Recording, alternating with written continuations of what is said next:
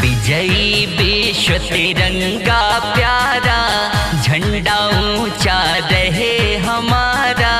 विजयी विश्व तिरंगा प्यारा, झंडा ऊंचा रहे हमारा। वंदे मातरम, वंदे मातरम, वंदे मातरम, वंदे मातरम, वंदे मातरम।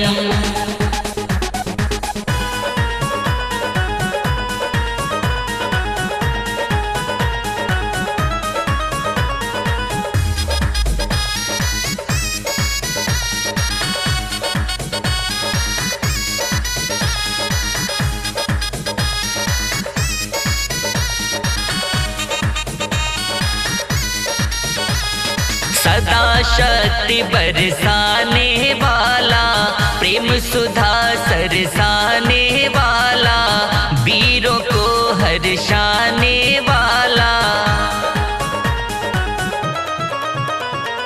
मातृभूमि का तन मन सारा, मातृभूमि का तन मन सारा, झंडा ऊंचा रहे हमारा। विजयी विश्व तिरंगा प्यारा, झंडा ऊंचा रहे हमारा। वंदे मातरम, वंदे मातरम, वंदे मातरम, वंदे मातरम, वंदे मातरम।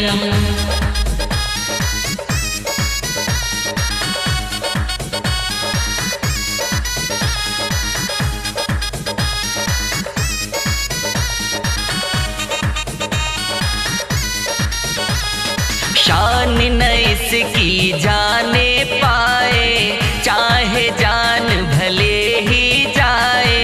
शान न इसकी जाने पाए, चाहे जान भले ही जाए।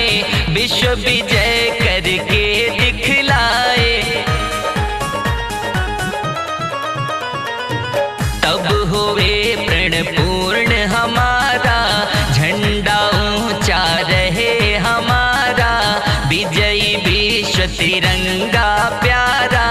झंडा ऊंचा रहे हमारा, विजयी विश्व तिरंगा प्यारा। झंडा ऊंचा रहे हमारा।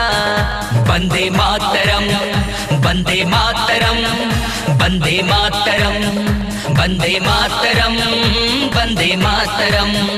वंदे मातरम, वंदे मातरम, वंदे मातरम, वंदे मातरम, वंदे मातरम।